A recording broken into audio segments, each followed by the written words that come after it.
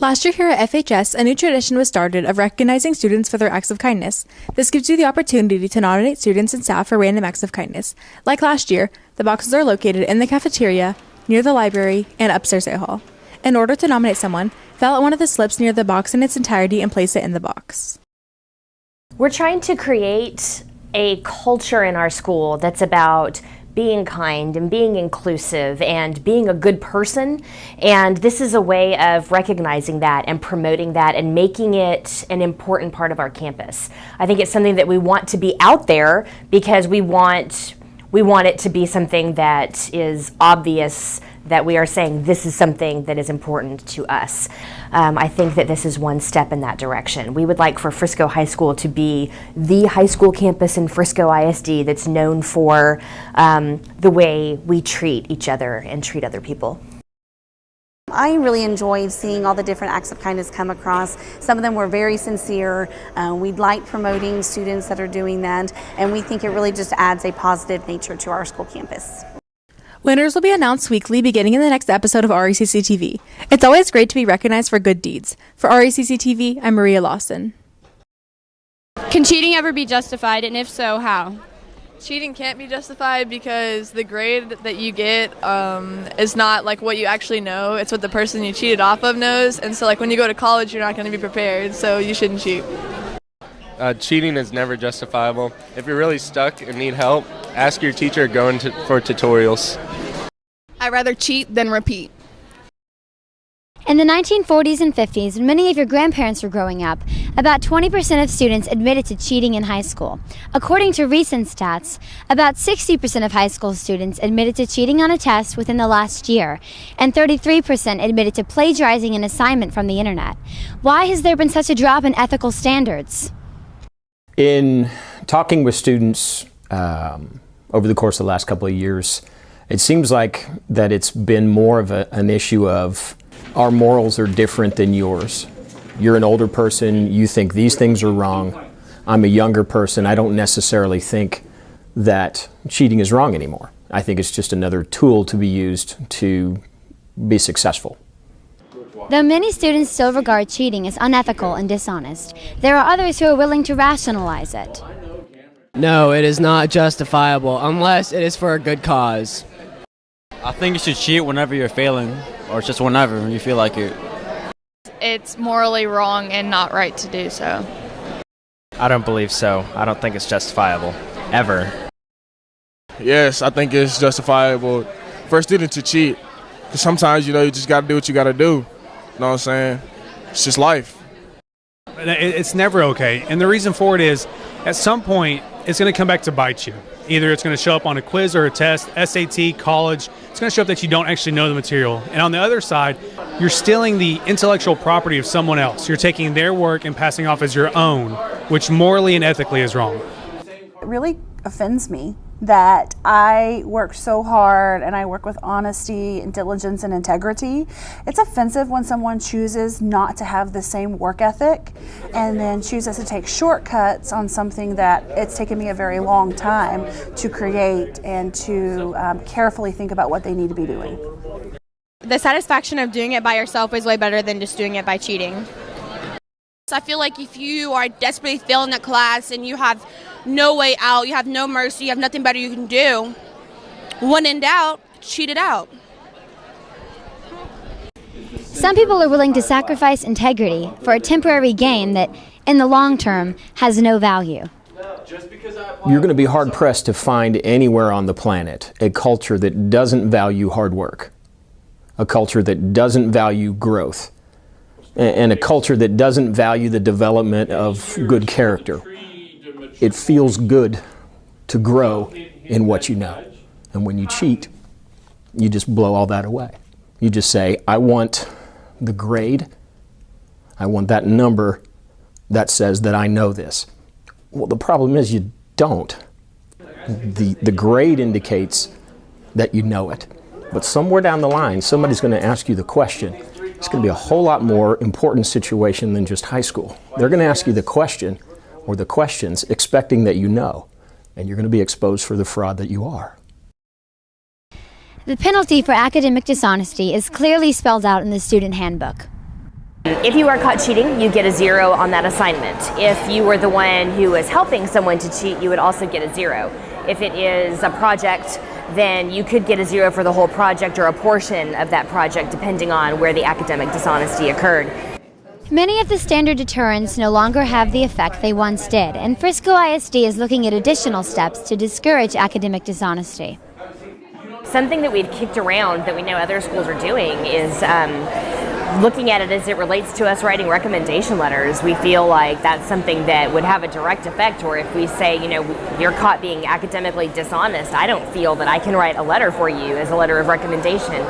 We think that that's something that would be a direct consequence. So we're looking into things like that. The easiest way to avoid any consequences for cheating is to simply not do it. Accomplishing something on your own builds pride, confidence, and integrity. The only person who can take those things away from you is you. For Racc TV, I'm Madeline Hicks.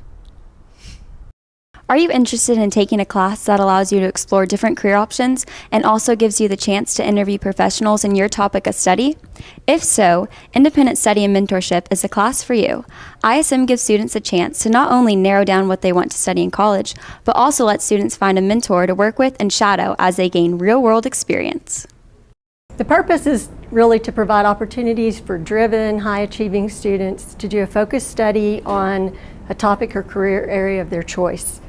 So as part of their research, they set up and conduct informational interviews with professionals who are currently working in their field, and from those interviews, select a mentor. Everyone always is wondering how you can gain experience in the real world, and that's actually how you can get different internships and different positions at the university or at a professional level. And through ISM, I was able to say that I've had real world experience in the hospital. I've had real world experience working with someone that is a professional. So I'm not just a college student that didn't know what they wanted. I'm passionate enough that I know that this is what I want and that I'm going to strive to go for it. So one of the biggest things that ISM has helped me learn about is interpersonal skills. So especially with interview situations, it definitely, just the exposure to the amount of interviews that I had to do in the first semester research was helpful in developing those interpersonal skills. Through their experience, they learn more about their profession and whether or not this profession is what they would like to pursue as they prepare to enter college. When you get into college as a vet, you have to go through 4 years of undergrad and then 4 years of vet school, and that's a lot of money. And I didn't want to decide, as a junior, I don't like this. So it just really helped seal the deal for me. Coach Goff and my mentor, and then another vet that I worked for, and also a vet that I worked for through the Caden Center vet program, wrote me letters of recommendation, and fortunately I was able to get into that program, and now I just have to maintain a certain GPA, but as long as I do that, I don't have to apply for vet school when I finish undergrad. I'll just matriculate into the vet school, which is really awesome. ISM can benefit students in ways they may not even expect. Well, ISM is really all about professionalism, and so first of all, talking to professionals is something that was really big that I learned. Learning how to do cold calls, things like that, just a lot of confidence it helped me with. And then also just learning how to dress professionally and working with others and being able to be independent and go out and figure out what I'm passionate about is really something that helped me a lot. For business, it's really important to be sociable, to be able to talk to other people, not just about things that you necessarily like to do, but things that they like to do as well, because you're not the same as everyone else, and being able to engage in a conversation is really important. It helps build relationships, and I've also learned the importance of speaking in front of people and how important that is, because no matter, even after speech class in high school and in your job, you're going to have to speak up in front of people, and it's really important to be able to do it without stuttering or fidgeting or be distracting, and ISM really teaches you how to do that. And in many instances, ISM students have ongoing opportunities with their mentor that include summer and winter break internships throughout college. and even a few that have been offered jobs as soon as they graduate from college. ISM was really a boon because my mentor ended up offering me a paid internship the summer after my freshman year in college, and I took it. And that has led me down a line of internships throughout my college career that have given me sort of equitable professional experience along with the academic environment of college. The thing that a lot of college graduates complain about is that every first-time job, everyone wants people with experience. And it's like you can't have experience if you're not offered a job. But getting these internships during college is the key around that, especially if you decide to stick with what you've been interning in. Being a third year in college, I look back to ISM even now as something that was one of the most beneficial things I did in high school, because I met so many professionals in the industry that I can still contact and learn from and even work with again. And I just learned a lot about the industry that I wouldn't have learned until this year as my third year in college. So I'm still looking back to ISM, putting it on my resume as one of the best experiences, professional experiences that I had in high school. ISM is a class you don't want to miss out on. Application packets can be found in the counselor's office. If you have any questions or would like more information on this rewarding class, feel free to talk to a former ISM student or even Coach Goff in room W202B. For Racc TV, I'm Madison Hildreth. What country did the U.S. get its independence from? Oh no. What ship did the Pilgrims come to the New World on? The Mayflower. How many senators are there? Like 4? According to recent polls, American high school students are less proficient in U.S. history than any other subject. Let's see how proficient Frisco high school students are. Who did America fight in the Civil War? The North and the South. If I remember, it was between the North and South, I think. What country bombed Pearl Harbor on December 7th, 1941? Japan. Was it Pearl Harbor? No, wait a minute. Pearl Harbor was in Vietnam, right? Oh, Japan, yeah. Who was the 50th president of the United States? There isn't a 50th president of the United States. Even though many of us don't like taking history, there are reasons why it is important. When you look at the past and examine the past, it kind of gives you an idea of exactly how we've gotten to the present. I think mainly it's just because they need to learn what's happened in the past and be able to relate what's happened in the past to what's happening now, and either repeat what's worked before or not repeat the bad things that have happened. I think it's important to study history because that's how we learn from our past. We can see the connections from the past to modern day, and we can learn from that, and we can make changes to our future based upon that. Who won the Battle of the Alamo? Texas, because it's in America now. The Mexican Army won the Battle of the Alamo. Who wrote Tom Sawyer? Mark Twain. Who was the first president? George Bush.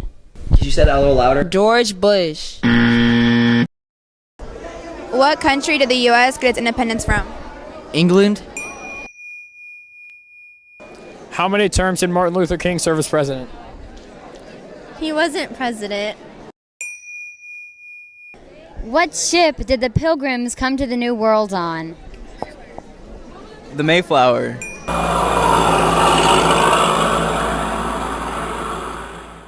How many members of the Senate are there? 2? 12. She told me 12, I'm not dumb. How many terms did Martin Luther King serve as president? He didn't. Historians have said those who cannot remember the past are condemned to repeat it. Which category do you fall into? For Racc TV, I'm Dylan Strawn. Good morning, fellow raccoons, and welcome to the Weekend Weather Watch. I'm Kinsley Cook. And I'm Caden Wright. Speaking of the weather, today will be sunny with a high of 62 and a low of 39. Saturday, we will see some rain with a high of 45 and a low of 30. Sunday will be mostly sunny with a high of 53 and a low of 35. Basketball takes on the Colony today at the Colony. Come support our boys and the girls as they conquer the Cougars. The Stars are performing at the Legends pregame show, so let's go show some support for our lovely Stars. Our soccer teams face off against Wakeland tonight. Our boys play here at FHS, and our girls play away at Wakeland. And that's all we've got for Racc TV. I'm Kinsley Cook. And I'm Caden Wright. And a special birthday shout out to our boy, Clark Shannon. Happy birthday, dude. Stay warm.